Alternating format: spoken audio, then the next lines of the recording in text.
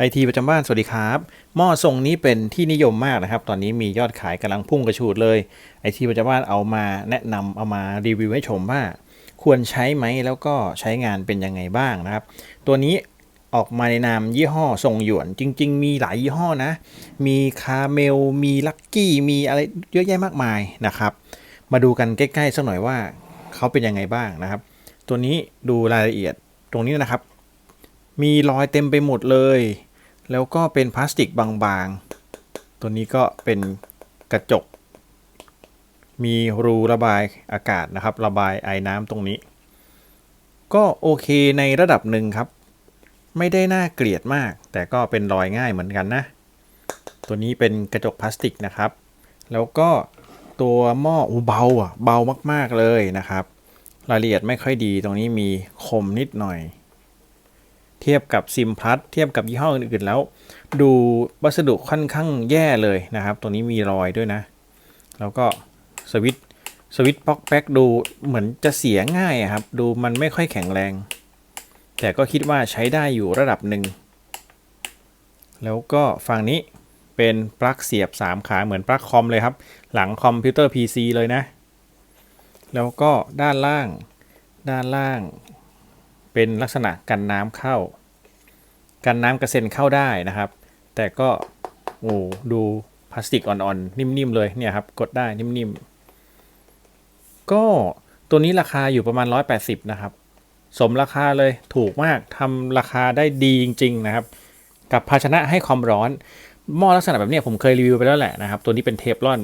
ค่อนข้างทำออกมาทำตลาดแบบถล่มทลายเลยนะครับราคา100 กว่าบาทนี้ซื้อเป็นว่าเล่นซื้อแล้วทิ้งก็ได้นะครับก็ราคาค่อนข้างถูกเมื่อเทียบกันแต่ว่าคุณภาพมันก็กะโหลกกะลาตัวนี้ออกแบบมาเพื่อให้เป็นถ้วยด้วยหม้อด้วยผมว่าเป็นหม้อมันโอเคใช้กับพวกตะหลิวพลาสติกหรือทัพพีพลาสติกทัพพียางอะไรพวกเนี้ยมันได้ครับตะหลิวยางก็โอเคตะหลิวไม้ก็ยังโอเคนะแต่ถ้าเป็นพวกเหล็กเนี่ยผมว่าไอเทฟลอนเนี่ยมันไม่ได้นะครับมันลอกแน่ๆแล้วก็ถ้าเกิดใช้รับประทานอาหารเป็นหม้อซุกี้กินคนเดียวนะครับต้มด้วยกินด้วยเนี่ยผมว่าตะเกียบต้องใช้ตะเกียบพลาสติกหน่อยนะแล้วก็พวกช้อนพวกเกี่ยวกับซ่อมถ้าจะใช้มาเสียบในพวกทัพพีต้องเป็นพลาสติกนะครับเป็นพวกสแตนเลสเนี่ยผมว่ามันไม่รอดนะดูเทฟลอนนะครับเทฟลอนพวกนี้มันบางๆด้วยนะไม่น่ารอดแนะนำเป็นชุดพลาสติกทั้งเซตเลยน่าจะโอเคน่าจะพอไหวอยู่แต่น้ำหนักเบาบางมากวัสดุก็พอใช้ค่อนข้างต่ำนะครับก็ระวังไว้ด้วยถ้าเกิดใครจะใช้เขาให้สายไฟมาเป็น3ขาเนี่ยนะครับแต่ฝั่งนี้เป็น2ขามันไม่มีประโยชน์กับขาที่3เลยนะสายยาว1 เมตรนะครับมาดูกันว่าใช้งานได้โอเคหรือเปล่าการเสียบไฟก็เหมือนทั่วๆไปครับค่อนข้างแข็งแรงอยู่แน่นๆดีนะครับแล้วก็ส่วนขาตั้งพวกนี้มันมีขามาให้แต่ไม่มีการลื่นแต่ไม่เป็นไรนะครับถือว่าโดยทั่วไปก่อนอันนี้ที่เราใช้หม้อซุกี้กระทะไฟฟ้าก็ประมาณนี้แหละนะครับคุณภาพก็แบบนี้เบาๆก็แบบนี้ก็ยังใช้งานได้อยู่แต่ขอให้ทำความร้อนได้ทุกอย่างโอเคก็พอนะครับผมจะต้มน้ำให้ดูว่าจะเป็นยังไงแค่เปิดกับปิดนะครับแค่นี้มีแค่เปิดกับปิดไม่ได้มีความร้อนให้ปรับนะ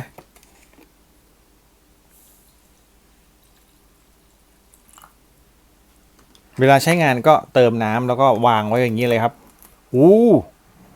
ร้อนเร็วมากมาแล้วครับนี่เลยคือด้านล่างรู้สึกเลยว่าด้านล่างเดือดแล้วนะครับรู้สึกว่าเขาทำความร้อนได้ดีเริ่มร้อนแล้วเริ่มร้อนแล้วนะครับดูจากการเดือดเนี่ยเริ่มร้อนละเนี่ยร้อนมากๆเลยโอเคนะครับชัดเจนว่าร้อนเร็วดีเขาร้อนไม่ทั่วนะครับสังเกตดูจะร้อนฝั่งด้านล่างของจอนะแค่นี้เองครึ่งเดียวนะครับด้านบนฝั่งนี้ไม่ทั่วเข้าใจว่าคงใส่ขดลวดความร้อนมาแค่ครึ่งเดียวนะครับแต่สุดท้ายใช้เวลาสักนิดนึงมันก็เดือดเองนั่นแหละนะครับแต่เร่งความร้อนไม่ได้เขามีคู่มือมาให้แต่คู่มือเป็นภาษาจีนล้วนนะครับไม่ต้องคาดหวังกับคู่มือนะจีนล้วนๆเลยไม่ได้คาดหวังว่าจะมาขายที่ไทยด้วยซ้ำคิดว่านะครับลองปิดฝานิดนึงฝาทำออกมาได้ดีครับฝาค่อนข้างสวยพอดีเป๊ะเลยตรงนี้ระวังร้อนด้วยนะไอร้อนออกมาตรงนี้ทำให้แขนพองมือพองได้เลยนะครับ หลังจากที่ปล่อยให้ต้มน้ำเดือดอยู่ประมาณ5นาทีนะครับผมก็ได้ยินเสียงป๊อกแป๊กป๊อกแป๊กเข้าใจว่ามันเป็นระบบการเซ็นเซอร์อุณหภูมิอะไรบางอย่างภายในนะครับมันจะมีการควบคุมอุณหภูมิอยู่แต่ไฟไม่ได้ดับนะไฟสีแดงเนี่ยเขายังติดตลอดเวลาแต่มันมีเสียงดังป๊อกแป๊กป๊อกแป๊กนะครับตัวนี้โอ้โหร้อนมากเลยตัวนี้ระวังด้วยนะครับบริเวณที่เป็นไอ้น้ำพุ่งขึ้นมาเนี่ยมันร้อนมากๆเลยน้ำเดือดนะครับจะได้ยินเสียงป๊อกแป๊กป๊อกแป๊กโอ้ตอนนี้เดือดแล้วมันปรับไม่ได้นะครับปรับความร้อนไม่ได้คุณจะต้องปิดสวิตช์หรือถอดปลั๊กเอาเองมันจะเดือดแบบเนี้ยตลอดเวลาแล้วกินไฟตลอดเวลาด้วยนะครับสำหรับตัวนี้ก็เป็นหม้อได้ดีต้มน้ำเดือดได้แต่เร่งไฟไม่ได้เขาจะเดือดเรื่อยๆแล้วเหมาะกับการรับประทานหรือต้มไปเรื่อยๆนะครับมาดูกำลังไฟตอนนี้ดูเหมือนว่าเขาจะหยุดไปพักหนึ่งนะครับตอนนี้พลังงานเป็นศูนย์เหมือนกับไฟตัดไปแล้วหลังจากที่แตกขึ้นมาอีกรอบนะครับตอนนี้603วัตต์นะครับประมาณ600วัตต์เขาก็จะปรับอุณหภูมิของเขาเองมีความสามารถในการหน่วงเพื่อที่จะร้อนอยู่แล้วก็เร่งขึ้นไปในจังหวะที่ร้อนแล้วก็ตัดควบคุมอุณหภูมิประมาณกลางๆของเขาเองนะครับกินกำลังไฟอยู่ที่ประมาณ600วัตต์นะครับคร่าวๆนะทางซ้ายมือประมาณนี้นะครับถือว่าโอเคใช้งานดีแต่ผมกลัววัสดุนี่แหละที่มันจะมีปัญหาในภายหลังถ้าเกิดคุณไม่ระวังเนี่ยเทฟลอนมันหลุดแน่ๆนะครับต้องระวังเรื่องเทฟลอนส่วนเรื่องด้านข้างพวกนี้มันเป็นพลาสติกครับไม่มีปัญหาก็โดยรวมหลังจากที่ทดสอบมานะครับก็ถือว่าโอเคใช้งานได้ดี